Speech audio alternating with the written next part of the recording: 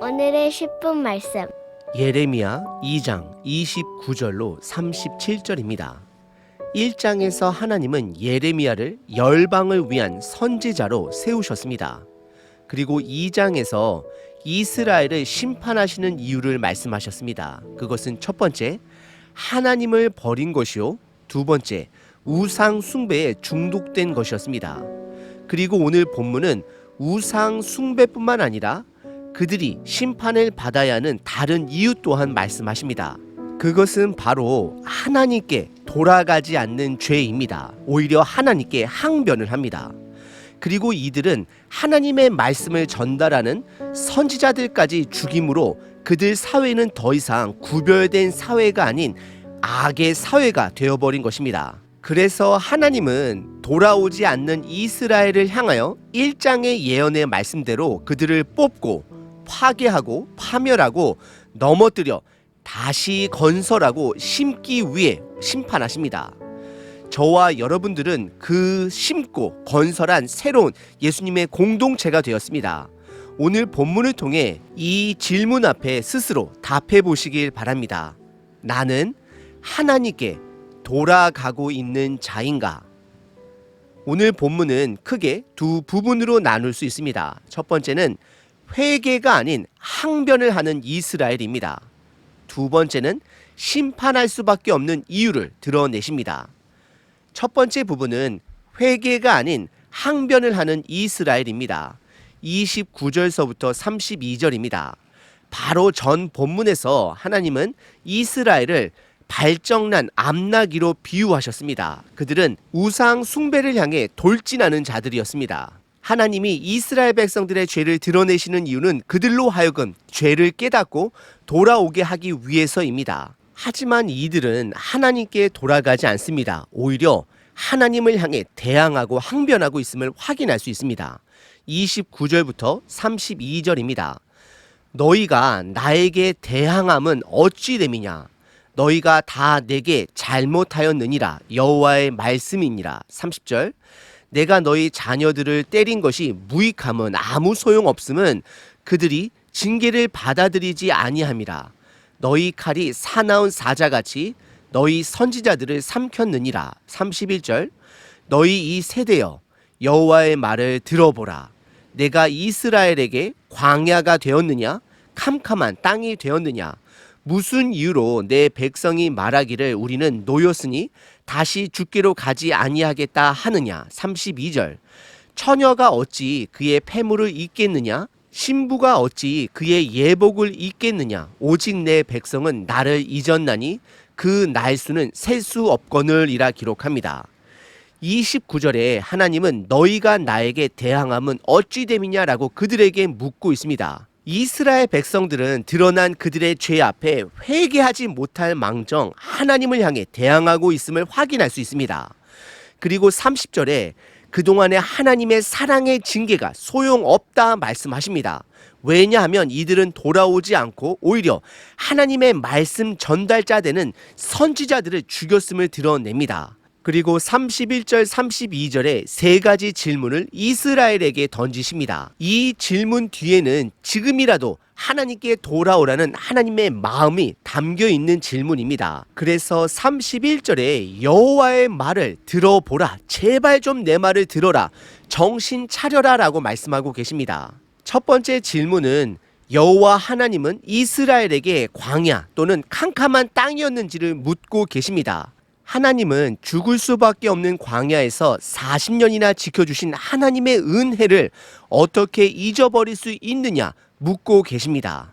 그리고 두 번째 질문은 우리는 노였으니 다시 죽기로 가지 아니하겠다 말하는 것은 무엇이냐라고 묻고 계십니다. 왜 돌아오지 않느냐라고 묻고 계시는 것입니다. 그리고 세 번째 질문은 처녀가 그녀의 패물을 생각하는 것은 당연한 것이고 신부가 그녀의 예복을 생각하는 것은 당연한 것인데 왜 이스라엘은 잊어버리지 말아야 할 하나님의 은혜를 잊어버렸는지를 묻고 계십니다. 이스라엘은 하나님을 예배한 자가 아닌 이용한 자들이 되어버린 것입니다. 그들이 생각하는 풍요를 위해 과감하게 하나님을 버린 자가 된 것입니다. 오늘 본문의 첫 번째 부분은 회개가 아닌 항변을 하는 반항을 하는 이스라엘입니다. 하나님은 여전히 이스라엘이 돌아오길 바라고 계십니다. 하지만 동시에 하나님은 그들이 돌아오지 않을 것 또한 알고 계십니다. 이 마음은 예수님께서 가룟 유다를 향한 마음이 되는 것입니다. 여러분들은 하나님께로 돌아가고 계신가요? 두 번째 부분은 심판할 수밖에 없는 두 가지 추가적 이유를 드러내십니다. 33절부터 37절입니다.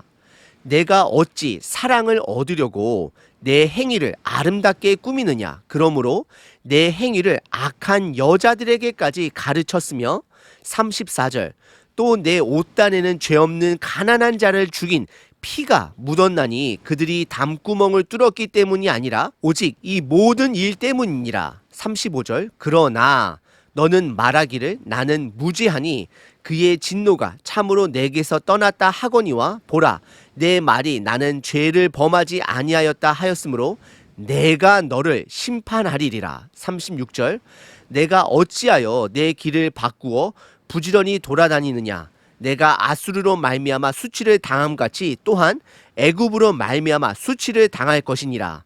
37절 내가 두 손으로 내 머리를 싸고 거기서도 나아가리니 이는 내가 의지하는 자들을 나 여호와가 버렸으므로 내가 그들로 말미암아 형통하지 못할 것임이라 라고 기록하십니다.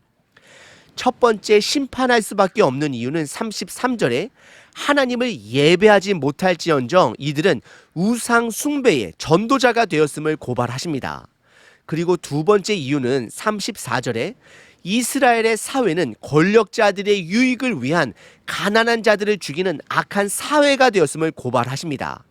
하지만 그럼에도 불구하고 이스라엘은 나는 죄가 없다 말하고 하나님의 심판은 우리를 떠났다라고 고백하는 그들의 죄의 심각성을 드러내십니다. 그래서 하나님은 그분의 공의를 드러내시기 위하여 이스라엘을 심판할 수밖에 없다 말씀하십니다. 하나님은 이스라엘을 사랑하십니다. 그래서 심판하시는 것입니다. 36절에 북이스라엘이 아수르에게 멸망을 당해 수치를 당한 것처럼 남유다 또한 애굽으로 말미암아 수치당할 것을 경고하고 계십니다. 하나님은 그들이 하나님 대신 신뢰하는 그들을 통해 이스라엘을 심판할 것을 37절에서 말씀하고 계십니다. 오늘 본문의 두 번째 부분은 이스라엘이 심판당할 수밖에 없는 이유를 말씀하고 계십니다. 첫 번째는 그들은 우상을 전도하는 자들이 되어버렸습니다. 두 번째는 그들의 사회는 가난한 자들을 죽이는 악한 사회가 되어버렸습니다. 오늘 본문은 하나님께서 이스라엘에게 지금이라도 돌아오라 외치시고 계십니다. 그래서 더욱더 그들의 죄를 드러내시고 그들이 받을 수치를 심판을 통해 드러내시겠다라고 말씀하고 계십니다.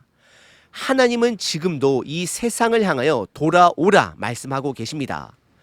저와 여러분들은 하나님께 돌아가고 계신가요?